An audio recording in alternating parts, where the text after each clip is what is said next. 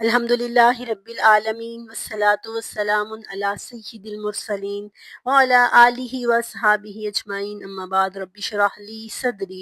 ویسر لی امری واحلل عقدۃ من لسانی یفقہوا قولی رب زدنی علما رب یسر ولا تعسر وتمم بالخیر اما بعد اعوذ باللہ من الشیطان الرجیم بسم اللہ الرحمن الرحیم السلام علیکم ورحمۃ اللہ وبرکاتہ۔ آج اللہ کے فضل و کرم سے دوسرا پارہ تکمیل کو پہنچ جائے گا۔ سورۃ البقرہ ورس 250، اور یہ 3 آیات ہیں 250، 251 اور 252 جن پر سپارہ اختتام پذیر ہو رہا ہے۔ اور 3 آیات اس وجہ سے دیکھ رہے ہیں کہ آج واقعہ شروع ہوا ہے بنی اسرائیل کی ہسٹری کا، وہ دور جب اللہ تعالیٰ نے بنی اسرائیل کے مسلمانوں کو عروج بخشا تھا۔ آج اس میں ہم نے یہ دیکھنا ہے کہ کس طرح پھر اس جنگ کے دوران حضرت داؤد علیہ السلام سامنے آئے ایک چرواہے سے، ایک دم وہ بنی اسرائیل کی آنکھوں کا تارا بن گئے، اور پھر جلیل القدر نبی بنے اور اتنا عرصہ بنی اسرائیل کے حکمران رہے۔ وہ کون سا واقعہ تھا، وہ کیا حادثہ ہوا، وہ کیا حالات پیش آئے کہ اللہ نے ان کو بنی اسرائیل کی آنکھوں کا تارا بنا دیا، بنی اسرائیل میں ایک محبوب ترین شخصیت اور پسندیدہ ہستی بنا دی اللہ تعالیٰ نے حضرت داؤد علیہ السلام کو۔ وہ اس جنگ میں ہوا تھا۔ آئیے پہلے آیات کا ترجمہ پڑھتے ہیں، پھر ان کی تفسیر کرتے ہوئے ہم یہ پورا واقعہ دیکھتے ہیں۔ اعوذ باللہ من الشیطان الرجیم، بسم اللہ الرحمن الرحیم۔ وَلَمَّا بَرَزُوا لِجَالُوتَ وَجُنُودِهِ، اور جب وہ نکلے لِجَالُوتَ جالوت کے لیے اور وَجُنُودِهِ اور اس کے لشکروں کے لیے، قالوا تو کہنے لگے، ربنا اے ہمارے رب، افرغ علینا صبرن ہم پر صبر ڈال دے، وثبت اقدامنا اور ہمیں ثابت قدم رکھ، وانصرنا علی القوم الکافرین اور کافروں کی قوم پر ہماری مدد کرنا۔ یہ وہ دعا تھی جو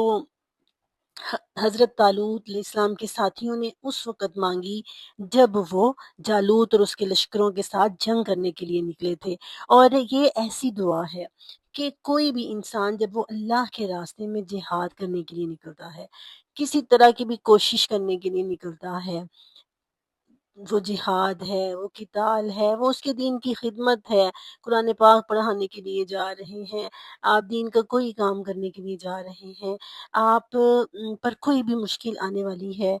آپ کچھ بھی کرنے لگے ہیں، کسی بھی کام کا آپ نے ارادہ کیا ہے، تو یہ دعا مانگنی چاہیے کہ ربنا افرغ علینا صبرا وثبت اقدامنا وانصرنا علی القوم الکافرین۔ اے اللہ ہمیں صبر سے نوازنا، ایسا نہ ہو کہ ہم ڈول جائیں، ہم بے صبری کا مظاہرہ کر دیں، وثبت اقدامنا اور ہمیں ثابت قدم رکھنا، پیچھے نہ ہٹ جائیں، ہم مشکلات دیکھ کر، مشکلات کے پہاڑ دیکھ کر ہم متزلزل نہ ہو جائیں، ہم پیچھے نہ ہو جائیں، اور پھر کافروں کے مقابلے میں ہماری مدد کرنا، ہماری کوششیں،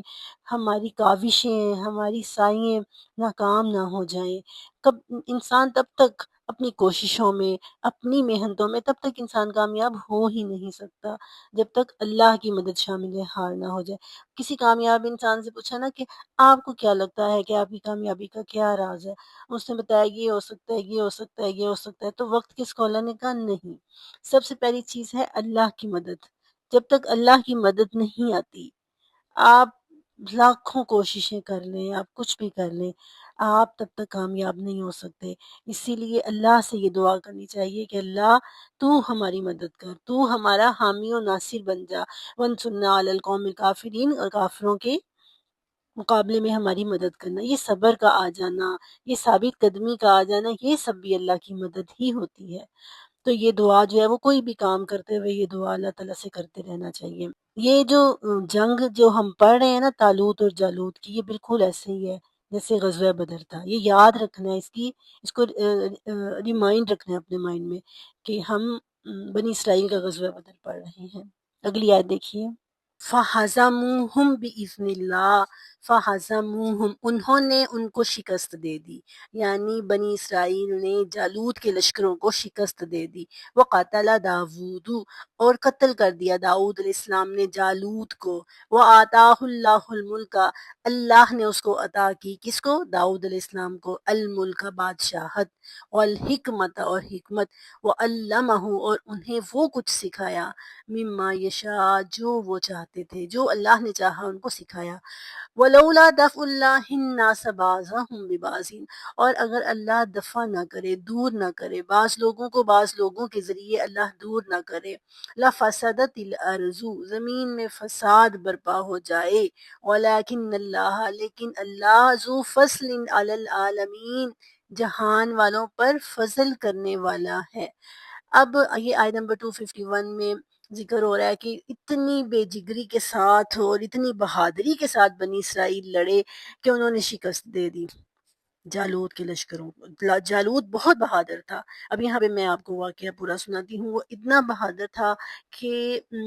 لوگ اس کے سامنے آنے سے ڈرتے تھے، لیکن انہوں نے بڑی بہادری کے ساتھ اس کے لشکروں کا سامنا کیا، جبکہ ان کی تعداد بھی کم تھی۔ ہم نے پڑھا کم من فیۃ قلیلۃ، کتنی چھوٹی جماعتیں کتنی بڑی جماعتوں پر غالب آ گئی ہیں، تھوڑے سے تھے یہ،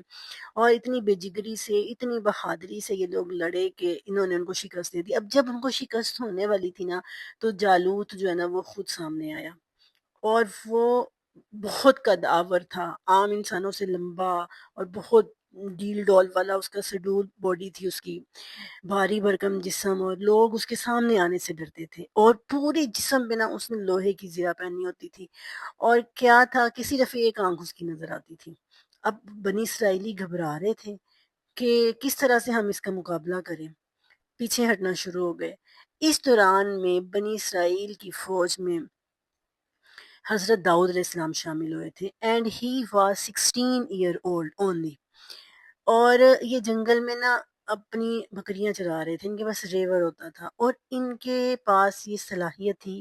کہ انہوں نے نا چمڑے کا ایک، آپ سمجھے رسی ٹائپ ان کے پاس ہوتی تھی چمڑے کی، اس کے اندر انہوں نے ایک بڑا سا پتھر رکھا ہوتا تھا، اور بڑی مہارت سے یہ اس چمڑے کی جو رسی ہوتی تھی اس میں انہوں نے اس پتھر کو لپیٹا ہوتا تھا، اور اس کو ایسے گھماتے تھے نا کہ ظاہر ہے بکریاں چراتے تھے، اور اپنی بکریوں کی حفاظت کے لیے کوئی بھیڑیا آ جاتا تھا یا کوئی شیر آ جاتا تھا، تو یہ اس پتھر کو ایسے اس کو مارتے تھے کہ کہتے ہیں وہ شیر وہیں پہ دم توڑ دیتا تھا، اس کے دماغ میں جا کے یہ پتھر لگتا تھا، اتنی مہارت سے یہ مارتے تھے، یہ ماہر تھے اس چیز کے۔ اگر کوئی بھیڑیا ہوتا، کوئی شیر ہوتا، اور وہ پتھر اسے لگ جاتا، اور نشانہ بھی ان کا اتنا کمال اور اتنا زبردست تھا کہ شیروں کا شکار کرتے تھے حضرت داؤد علیہ السلام،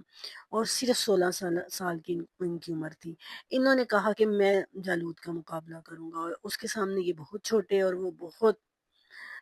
جوان اور اس طرح سے تھا۔ اب آپ ایسے سمجھیے جیسے انگلش موویز میں ہم دیکھتے ہیں نا کہ ہیرو آتا ہے اور وہ بڑے بڑے مونسٹرز کو گرا دیتا ہے، یہی سین ہے۔ یہ سین نا اصل میں یہ انگلش مووی والوں نے یہ ہماری اسلامک ہسٹری سے لیے ہوئے ہیں۔ انہوں نے کیا کیا، ایک پتھر پہ کھڑے ہو گئے، ایک روک پہ، چٹان پہ کھڑے ہوئے، اور جب جالوت ان کی طرف آیا نا تو انہوں نے وہی اپنے محسوس طریقے سے وہ پتھر کو گھمایا، اور گھما کے ایک دم انہوں نے اس کی آنکھ میں مارا، وہی ایک آنکھ جو نظر آ رہی تھی، باقی تو ساری زرہ پہنی ہوئی تھی، اور وہ پتھر آنکھ سے ہوتا ہوا سیدھا ان کے دماغ تک گیا، اور ان کی کھوپڑی پھاڑ کے رکھ دی، اور جالوت وہیں گر گیا۔ اور اس طرح اللہ کے حکم سے حضرت داؤد علیہ السلام سامنے آئے،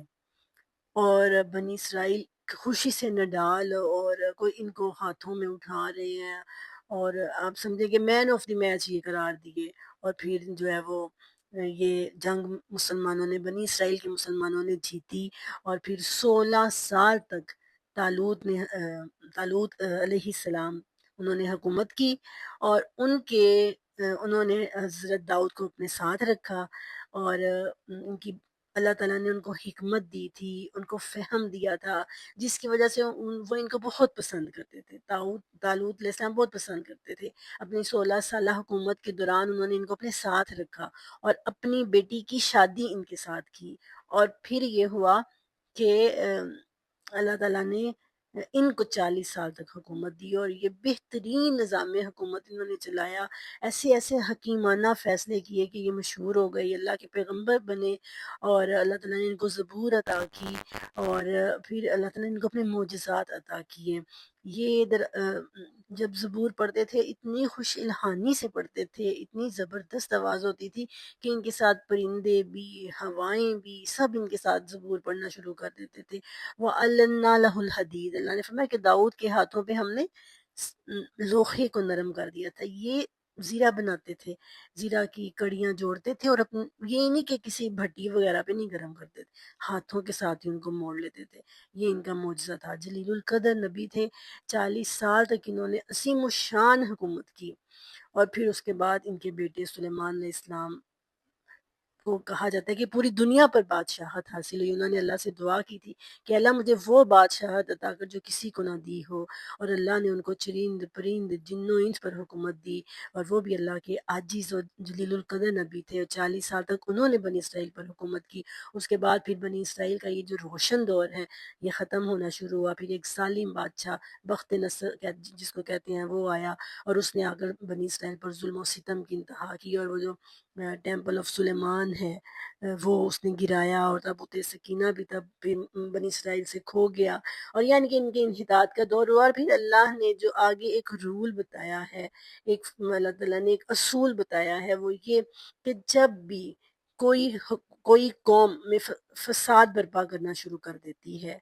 تو پھر اللہ تعالیٰ اس قوم کو ختم کر دیتا ہے۔ اگر ایسا نہ ہو تو پھر زمین پہ وہ بہت زیادہ فساد برپا کرے۔ اس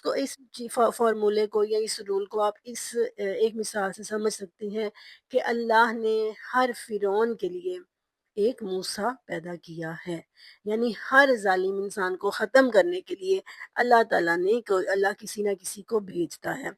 اب بنی اسرائیل میں چونکہ فسادات شروع ہو چکے تھے تو اللہ نے ان کو ختم کرنے کے لیے بخت نصر کو بھیجا، اس نے ظلم و ستم کیے، پھر اس کو ختم کرنے کے لیے اللہ تعالیٰ نے حضرت عزیر علیہ السلام کو بھیجا۔ تو یہی اللہ کا ایک قاعدہ ہے، اللہ کا قانون ہے کہ وہ مفسدین کو، فساد کرنے والوں کو وقتاً فوقتاً اللہ تعالیٰ ختم کرتے رہے ہیں۔ اب آئیے دیکھتے ہیں آیت نمبر 252۔ تِلْکَ آیات اللہ نتلوہا علیک بالحق وَإِنَّکَ لَمِنَ الْمُرْسَلِینَ۔ یہ آیات اللہ، اللہ کی آیتیں ہیں، نتلوہا ہم تلاوت کرتے ہیں ان آیات کی، ان آیات کی، علیکا آپ پر، بالحق کی سچائی کے ساتھ، وَإِنَّکَ اور بے شک آپ اے محمد صلی اللہ علیہ وسلم، لَمِنَ الْمُرْسَلِین اللہ کے پیغمبروں میں سے ہیں، اللہ کے رسولوں میں سے ہیں۔ اب یہاں پر یہ ایک واقعہ ختم ہوا، ایک قصہ ختم ہوا، اور اللہ نے اختتام پر بڑی خوبصورت بات کی ہے کہ یہ سچی باتیں ہیں جو ہم اے اللہ کے رسول اے محمد صلی اللہ علیہ وسلم جو ہم آپ کو بتا رہے ہیں، یہ سچی باتیں ہیں، اور بے شک آپ پیغمبروں میں سے ہیں۔ اور ان واقعات کی سچائی پر جو سب سے بڑی دلیل ہے وہ یہ ہے کہ یہ واقعات منوعاً کہہ لیں یا تھوڑے بہت الفاظ کی تبدیلی کے ساتھ ہمیں تورات میں بھی ملتے ہیں، اولڈ ٹیسٹیمنٹ میں اور نیو ٹیسٹیمنٹ میں، اور بنی اسرائیلی روایات کے اندر بھی یہ واقعات ہمیں ملتے ہیں۔ تھوڑی بہت تبدیلی ضرور ہے، لیکن ان کتابوں میں بھی یہ واقعات ہیں جو قرآن نے بیان کیے ہیں۔ انبیاء کے تمام قصص جو قرآن بیان کرتا ہے وہ ان پہلی الہامی کتابوں میں بھی موجود ہیں، جس سے قرآن کے سچا ہونے کی یہ ایک سب سے بڑی دلیل ہے۔ اور اللہ تعالیٰ نے اپنے رسول کو تسلی دی کہ آپ بھی اللہ کے رسول ہیں، اللہ کے پیغمبر ہیں، اور یہ بات کر کے اللہ تعالیٰ نے یہ سلسلہ کلام ختم کیا۔ اللہ سے دعا ہے کہ اللہ تعالیٰ ان واقعات سے ہمیں بھی سبق لینے کی توفیق عطا فرمائے، ہر لفظ میں، ہر واقعے میں ہمارے اندر سبق ہے، ہمارے اندر جو ہے وہ ایک لیسن ہے۔ اللہ تعالیٰ ہمیں سمجھ اور عمل کرنے کی توفیق عطا فرمائے۔ آمین۔ وآخر دعوانا ان الحمد للہ رب العالمین، وما علینا الا